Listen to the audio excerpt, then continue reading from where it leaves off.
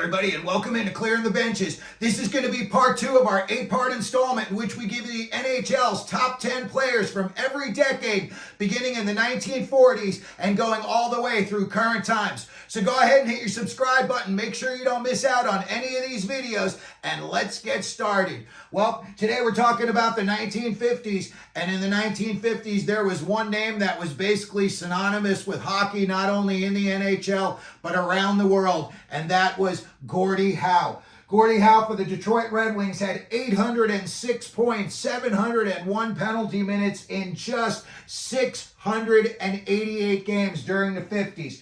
His teammate Ted Lindsay was all over the score sheet during the 50s.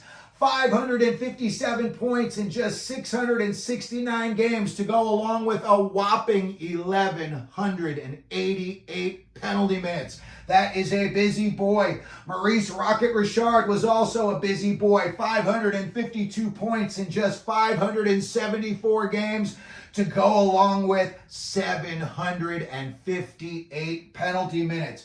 Bernie Boom Boom Geoffrion of the Montreal Canadiens scored 525 points in the 50s in just 534 games. He was also later on in the 70s featured in a very, very funny commercial for Miller Lite Beer. He's in a bar and a guy walks by, and if my memory serves me correctly, the guy asks for a check. Bernie Geoffrion sticks out his hip, hits the guy goes flying. It was very, very funny commercial, and it brought Boom Boom Geoffrion back into relevance. Number 5 on our list is one of the most beloved names in all of Montreal Canadiens history. Nice guy off the ice, mean and tough on the ice, and that is Jean Beliveau. 510 points in just 437 games to go along with 547 penalty minutes. Bert Olmsted of the Montreal Canadiens won 4 cups with them in the 50s.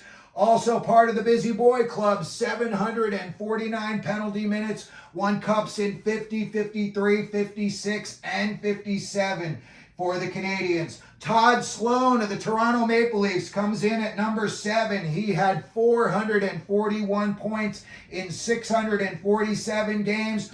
Don't leave him out of the Busy Boy Club. 794 penalty minutes. Dickie Moore, Montreal Canadiens, 433 points in 473 games, and he won 5 Stanley Cups with the Montreal Canadiens in the 1950s. Number 9 is Andy Bathgate of the New York Rangers, 428 points in just 453 games.